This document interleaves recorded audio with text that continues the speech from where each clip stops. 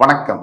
அஸ்ட்ரோவேலின் நல்ல நேரம் நிகழ்ச்சியின் சார்பாக அத்துணை சப்ஸ்கிரைபர்களையும் எல்லா அன்பு உள்ளங்களையும் எனது நண்பர்களையும் வருக வருக என வரவேற்பதில் பெருமகிழ்ச்சி கொள்கிறேன். வக்ரதுண்ட மகாகாய சூரிய கோடி சமப்பிரப அவிக்னம் குருமே தேவ சர்வகாரியேஷு சர்வதா. தென்னாட்டுடைய சிவனே போற்றி, என் நாட்டவர்க்கும் இறைவா போற்றி. நண்பர்களே, இந்த புத்தம் புதிய காணொலியில் உங்கள் அத்துணை பேரையும் வரவேற்பதில் மிக்க மகிழ்ச்சி கொள்கிறேன். இன்றைக்கு நம்ம பேச போறத பத்தி மிதுன ராசி என்பர்களுக்கு ரொம்ப வித்தியாசமான, ரொம்பவும் ஆக்கப்பூர்வமான, ரொம்ப யூஸ்ஃபுல்லான ஒரு இன்ஃபர்மேஷனை பத்தி பேச போறோம். ரொம்ப இம்பார்ட்டன்ட், கிரிட்டிக்கல். அவங்க மிதுனம் காலபுருஷ தத்துவத்துடைய 3ஆம் வீடு. எந்தெந்த மாதிரி அமைப்புகள் இருந்தால் மிதுன ராசியுடைய பிறப்பு ஜாதகத்துல எந்தெந்த மாதிரி அமைப்புகள் இருந்தால் உங்களுடைய லட்சியங்களை நீங்கள் அடைய முடியும். எவ்வளவு நாளானாலும் பரவாயில்ல, எவ்வளவு வருஷம் ஆனாலும் பரவாயில்ல, நினைச்ச உங்களுடைய ஆசையை நீங்கள் அடைய முடியும். உங்களுடைய தொழில் சம்பந்தப்பட்ட உங்களுடைய கொள்கைகளை நீங்கள் அடைய முடியும். உங்களுடைய டார்கெட்டை நீங்க அக்கம்ப்ளிஷ் பண்ண முடியும். அதாவது வெற்றிக்கான அமைப்புகள் என்ன மிதுன ராசிக்கு? வாங்க பார்க்கலாம். மிதுன ராசியே புத்தியை பயன்படுத்தி வாழ்க்கையை நடத்தக்கூடிய ஒரு ராசி.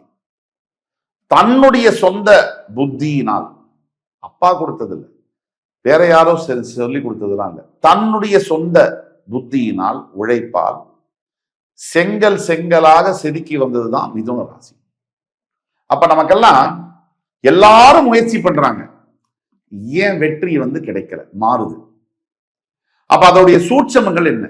அப்ப உங்களுக்கு தெரிஞ்சுக்கணும் இல்லையா? அதை பத்தி தான் நம்ம சொல்ல போறோம். மிதுன ராசிக்கு செவ்வாய் பகவான் உங்களுடைய ஜாதகத்தில் 10ஆம் இடத்தில் இருந்தால் நீங்க கண்டிப்பா ஃபியர்லெஸ்ஸா இருப்பீங்க.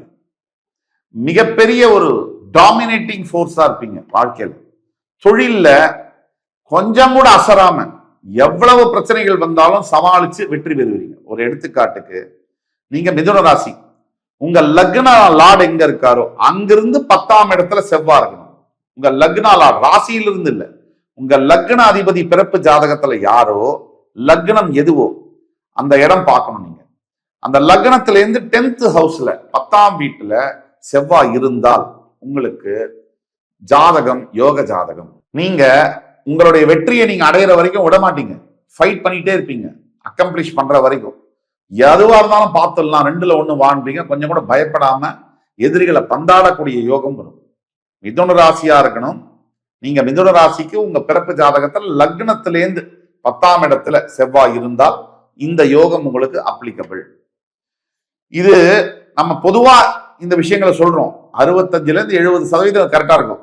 ஆனா உங்களுடைய தனிப்பட்ட ஜாதகத்துக்கு சில மாற்றங்கள் இருக்கலாம். அதனால தான் உங்களுக்கு சந்தேகம் எது இருந்தாலும் அடுத்து உங்க வாழ்க்கையில பெரிய அளவுல நீங்க சாதிக்க முடியுமா இல்லையா அப்படிங்கிற கேள்விக்கு பதில் வேணும்னா கீழே கொடுக்கப்பட்டுள்ள வாட்ஸ்அப் நம்பர்ல எங்களை தொடர்பு கொண்டு ஆன்லைன் கன்சல்டேஷனோ அல்லது உங்களுக்கு இன்பர்சன் தான் வேணும்னா குறிப்பிட்டு சொல்லி இன்பர்சனுக்கான கன்சல்டேஷன் எடுத்துட்டு நீங்க பாத்தீங்கன்னா உங்க ஜாதகத்தை பார்த்து அக்யூரேட்டா என்னால ப்ரெடிக்ட் பண்ணி சொல்ல முடியும். என்னால உங்களுக்கு அதை துல்லியமா கணிச்சு சொல்ல முடியும். அடுத்து உங்க ஜாதகத்துல, பிறப்பு ஜாதகத்துல எந்த அமைப்புல இருந்தால் மிகப்பெரிய அளவுல வெற்றி என்பது அடைய முடியும். கோடீஸ்வரன் 1000 கோடி அதிபதிலாம் சொல்றோம். அந்த யோகம்லாம் எப்படி வரும், தொழில எப்படி பெரிய அளவுல வெற்றி வரும், அதை பத்தி உங்களுடைய பிறப்பு ஜாதகத்துல லக்னத்திலேருந்து 6 அல்லது 10ஆம் இடத்துல ராகு பகவான் இருந்தால் மேசிவ் வெற்றி கிடைக்கும். பெரிய அளவிலான இமாலய வெற்றி கிடைக்கும். அதே மாதிரி உங்களுக்கு அந்த வெற்றிக்கான பசி, மேசிவ் ஹங்கர் ஃபார் சக்சஸ், அது இருக்கும். பெரிய அளவிலான வெறி இருக்கும். வெற்றி அடைய வேண்டும் என்ற தாக்கம், வெறி, ரத்த நாணங்கள்ல இருக்கும். அதே மாதிரி நீங்க மிதுன ராசி உங்களோட பிறப்பு ஜாதகத்துல லக்னத்திலேருந்து, அதாவது ராகு பகவான் 6லயோ 10லயோ இருந்தால் மிகப்பெரிய பவர்ஃபுல்லான ஆப்பர்ச்சுனிட்டிஸ் எல்லாம் நீங்க அட்ராக்ட் பண்ணுவீங்க. அதாவது ஒரு பிரச்சனையை கூட உங்களுக்கு சாதகமா நீங்க பயன்படுத்தக்கூடிய யோகம் எல்லாம் வந்துடும் உங்களுக்கு. அது மட்டும் இல்லாம மற்றவங்களை கம்பேர் பண்ணும்போது அந்த வெற்றி படிகளை, ஆப்போனண்ட்டை கம்பேர் பண்ணும்போது you climb the ladder faster than anybody else. எதிரிகளை விட இன்னும் வேகமா வெற்றி படிகளை கடகடகடன் ஏறி மேல போவீங்க. இந்த யோகம் எல்லாம் நீங்க மிதுன ராசியா இருந்து உங்க லக்னத்திலிருந்து ராகு பகவான் 6 அல்லது 10 6th ஹவுஸ் அல்லது 10th ஹவுஸ் இருந்தா உங்களுக்கு கிடைக்கும். அடுத்தது மிதுன ராசி என்பர்களுக்கு எந்த அமைப்பு உங்க பிறப்பு ஜாதகத்துல இருந்தா நீங்க பெரிய தலைவரா உயர முடியும். சூரிய பகவான் உங்க ஜாதகத்துல 5லயோ 10லயோ உங்க லக்னத்திலேருந்து இருக்கணும். எந்த லக்னமாக வேணா நீங்க இருக்கலாம். உங்க ஜாதகத்துல சூரிய பகவான் லக்னத்திலேருந்து 5லயோ 10லயோ இருந்தால் உங்களுக்கு நேச்சுரல் லீடர்ஸ், நீங்க பிறப்பிலேயே தலைவர் தான். நீங்க யாரையுமே ஃபாலோ பண்ண மாட்டீங்க, லீட் பண்ணுவீங்க. மற்றவங்களை தான் உங்களை வழிபட வைப்பீங்களே தவிர நீங்க யாரையும் போய் ஃபாலோ பண்ண மாட்டீங்க. மற்றவங்க உங்களை ஃபாலோ பண்ணி அவங்களுக்கு தலைமை தாங்கும் இடத்துல தான் நீங்க இருப்பீங்க. இது பிறப்பிலேயே அந்த யோகம் வந்துடும். அதே மாதிரி மிதுன ராசி என்பர்களுக்கு உங்க பிறப்பு ஜாதகத்துல லக்னத்திலேருந்து 5ஆம் இடத்துலயே 10ஆம் இடத்துலயே குரு பகவான் இருந்துட்டா ஸ்டடி growth இருக்கும்.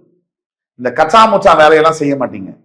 பொறுத்து நிதானமா எது தர்மமான வழியோ அந்த வழியில தான் போய் ஜெயிப்பீங்க.